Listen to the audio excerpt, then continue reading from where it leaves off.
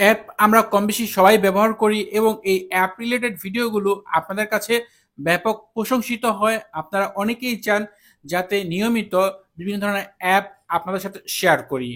তাই আজকের এই ভিডিওতে ৩টি অ্যাপ শেয়ার করব অ্যাপ স্টোর থেকে, যে অ্যাপগুলো আপনার কাজে আসতে পারে।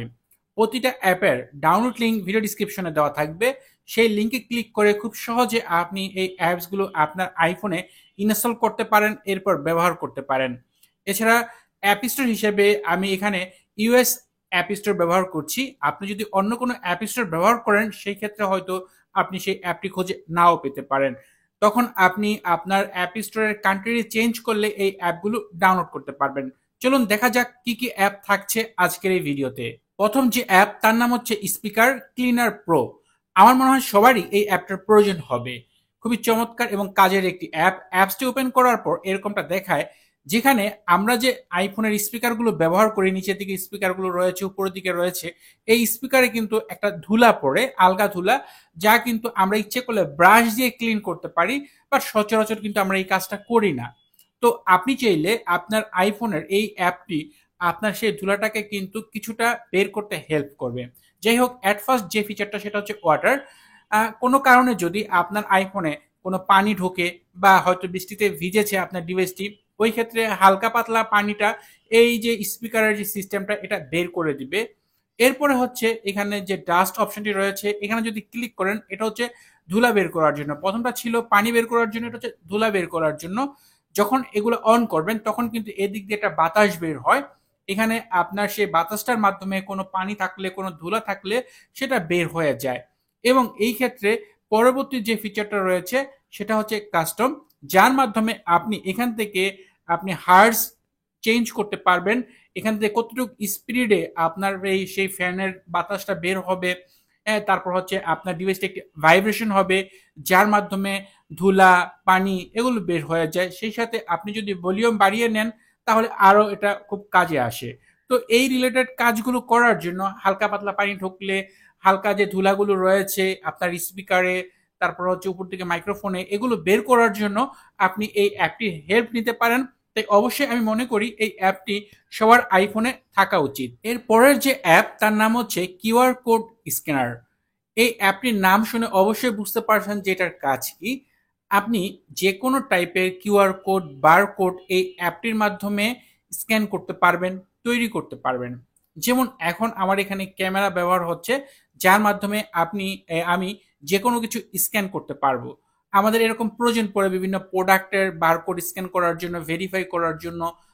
এগুলো করা যায়। যেমন এখানে একটি প্রোডাক্টের বক্স রয়েছে, এখানে একটি বারকোড রয়েছে। আমি এখন এটাকে স্ক্যান করব। এই বারকোডে যে লেখাটা রয়েছে তার সাথে স্ক্যান করলে এটা ম্যাচ হয় কিনা, এবং এখান থেকে এই প্রোডাক্ট রিলেটেড যে সকল তথ্য রয়েছে সেগুলো ম্যাচ করে কিনা, সেই বিষয়টা কিন্তু যাচাই করা যায়। যেমন এটার বারকোডটা আমি চেক করে দেখেছি যে এটা ম্যাচ হয় বক্সে থাকা বারকোডের সাথে। যেমন দেখেন, এই বক্সের উপর একটি কিউআর কোড রয়েছে, এখন এটা স্ক্যান করব।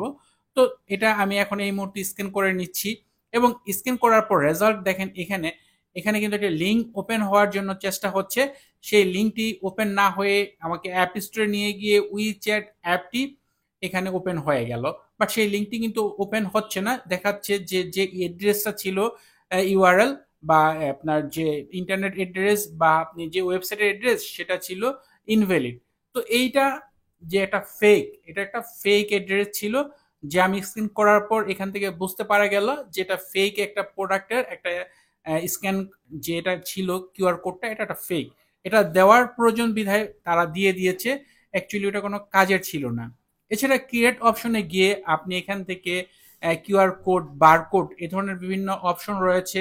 সেখান থেকে আপনি কি রিলেটেড কিউআর কোড তৈরি করবেন, কি রিলেটেড বারকোড তৈরি করবেন, কি টাইপের করবেন, এখানে সকল ডিটেলস রয়েছে। আপনি এখান থেকে কিন্তু সেগুলো দেখতে পারবেন, এবং দেখে আপনি সেই অনুযায়ী আপনার কিউআর কোড বা বারকোড আপনি তৈরি করতে পারবেন। এখানে অনেক ফিচার রয়েছে, এই অ্যাপটিও কিন্তু আপনার কাজে আসবে। দ্বিতীয় নাম্বারে যে অ্যাপ, তার নাম হচ্ছে এআই ওয়ালপেপারস বা ওয়াল আর্ট। খুবই চমৎকার একটি অ্যাপস ওয়ালপেপারের জন্য। এআই ভিত্তিক অনেক ওয়ালপেপার এখানে আপনি দেখতে পাবেন। এখানে অ্যাট ফার্স্ট যে অপশনটি ওপেন হয়েছে সেটা হচ্ছে ফ্রি ওয়ালস, মানে এখানে যে সকল ওয়ালপেপার ফ্রিতে পাওয়া যাবে তা আপনি দেখতে পাবেন।